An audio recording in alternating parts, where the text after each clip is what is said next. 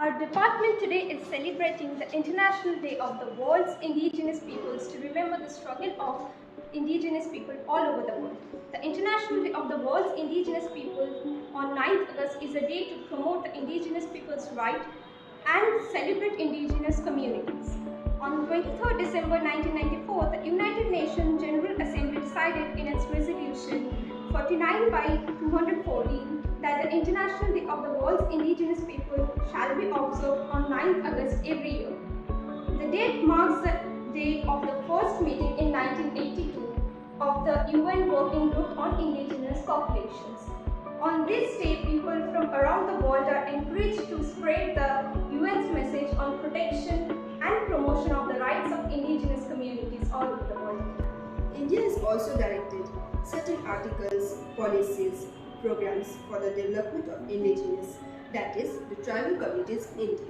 Some of them are Article 330, Reservation of seats for scheduled caste and scheduled tribes in the House of the People. Article 331, Representation of the Anglo-Indian community in the House of the People.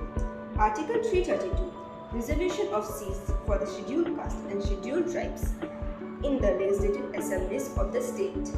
The National Commission for the Scheduled Tribes was established by Article 338A. Article 342 provides for specification of tribes or tribal communities or parts or groups within tribes or tribal communities which are deemed to be, for the purposes of the Constitution, the scheduled tribes in relation to the state or the union territory. Irrespective of such policies, indigenous people in India are facing threatening situation. For example, ethnic violence has plunged the small Indian state of Manipur into what many have dubbed a state of civil war, as the two largest groups, the majority Meitei and minority Kuki, battle over land and influence. At least 130 people have been killed and 400 wounded in violence that began in May. More than 60,000 have been forced from their homes as the army, paramilitary forces and police struggle to quell violence.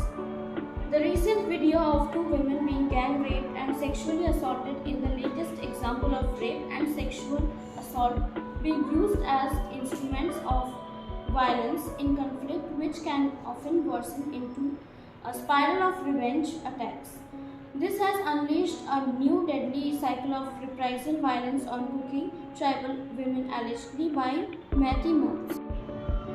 Lastly, this day is not a mere celebration of indigenous people but a resemblance of their present condition along within an appeal for states' protection against all of the appropriates, inequalities and violence against tribal people. Thank you.